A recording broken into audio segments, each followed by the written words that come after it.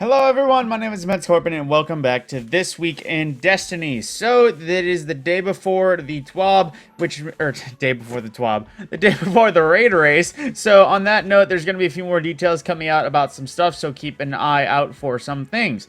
Now, a first thing right off the bat is basically, with the launch of Crota's End contest mode, you will need to be at least at 1790 power to be at cap for all the encounters to take on the raid.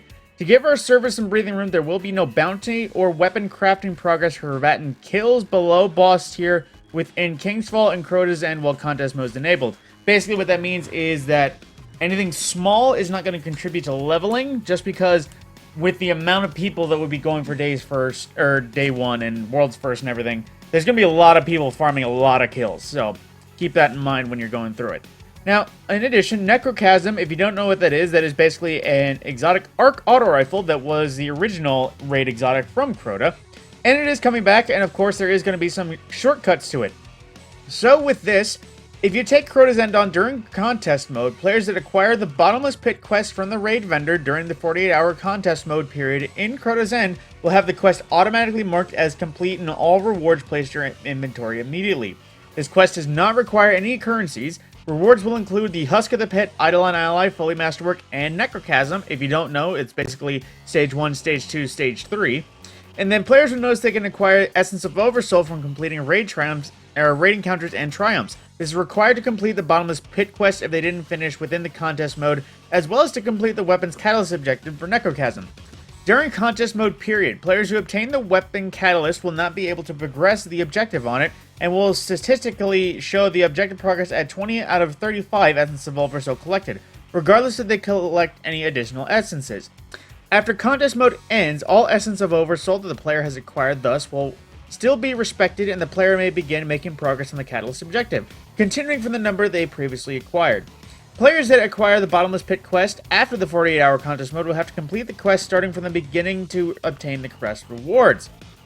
Basically, if you do the associated steps that Bungie's laid forward, you can claim Necrochasm and at least its catalyst on 48 hours day 1.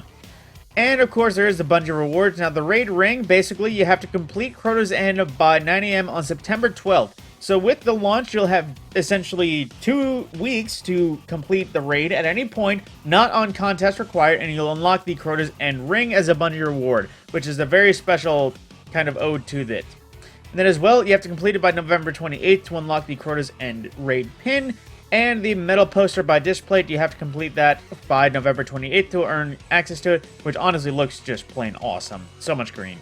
And if you wish to earn the Sword Bearer pin, which is, I guess, the title for it, you have to earn the title by February 26th of 2024 to unlock that. And of course, there is the raid belt for any of the people who actually managed to be on the world's first team. Good luck to all, hopefully not Salt Greppo though, just because I'm tired of seeing his name. Then for Twitch rivals, of course, there is a sort of thing now. I imagine there will be a approved channel that you have to watch. Let's see, from 10 AM on September 3rd, you'll be able to earn the new every end emblem via Twitch drops by tuning for 2 hours on the Twitch rivals channels or by the approved participating streamers on this page and follow that link for it. Then, of course, Iron Banner. Iron Banner will return next week in all the PvP glory. Now, basically, some of the things that are going to be coming back. The Guiding Sight, a Strand high-impact scout rifle. In the kinetic slot, left column will be things like Enlightened Action, Demolitionist, Moving Target, Tunnel Vision, Perpetual Motion, and Gut Shot. While the right column will have Hatchling, Adrenaline Junkie, Kill Clip, Encore Cascade Point, and Precision Instrument. Interesting. And, of course, the 2 origin traits are going to be Nadir Focus and Skull King Wolf.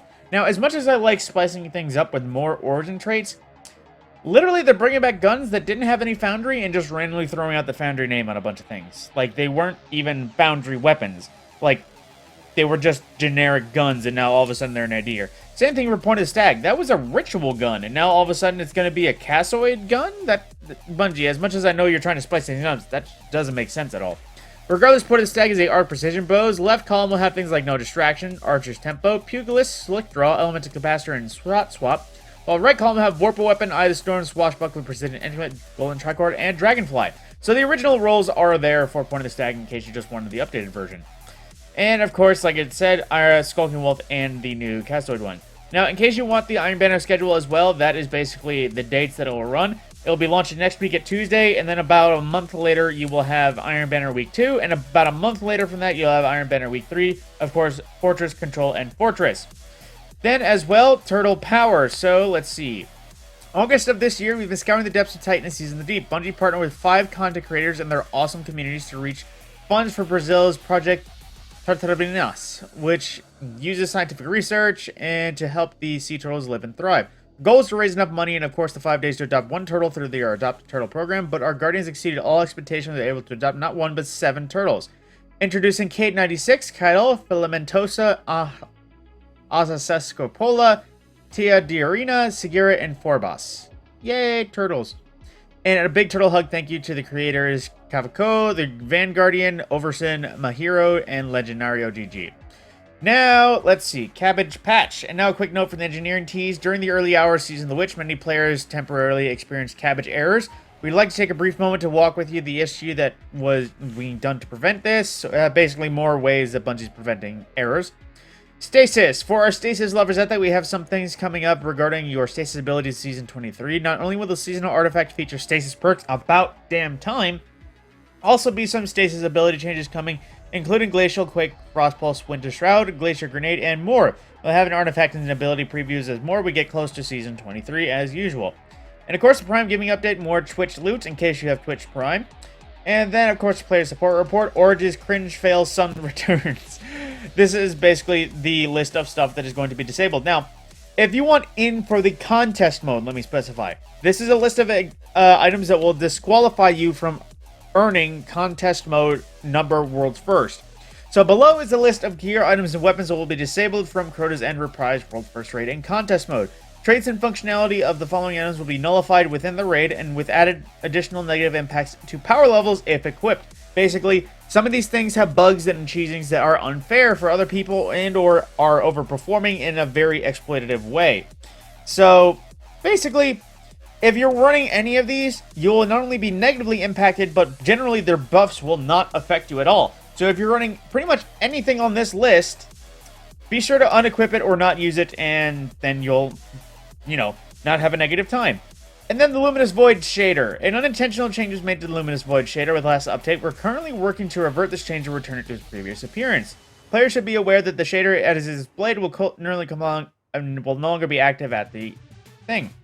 Then, at the beginning of Season of the Witch, Galahorn's behavior was slightly altered. This was due to a recent fix to an issue causing projectiles to inadvertently damage immune enemies. The side effect of this fix has unintentionally impacted how Galahorn operates. Due to Galahorn's boss DPS dominance, we previously planned to dial down the damage in a future patch. Because this unintentional change resulted in similar changes to those plans, the current behavior of Galahorn will be maintained while we monitor performance. Not gonna lie, people aren't liking it. And loadouts officially have been re-enabled, as you know, which it won't pull things from vaults, like I mentioned in my previous video. So loadouts are still used, but if you want something from said vaults or from said loadout, make sure it's on the characters for your rating. And the Sonar Station vendor, currently investigating the issue with the Season of Deep, Sonar Station vendor no longer offer bounties, preventing the completion of the weekly Aquanautic Operations Challenge. And special deliveries kiosks for the launch of Season of the Witch. Items such as pre-order rewards and the Secret Stash bundles have been removed off of the Cryptarch to the new special deliveries kiosk. Players missing items should double check their vendor for available rewards. In case anyone pre-ordered anything for the final shape and didn't get it, they will likely be there. Now, known issues, of course, going forward. Opaque cards from the Lectern Divination display that are rewarding Witches engrams were not successfully granting rewards.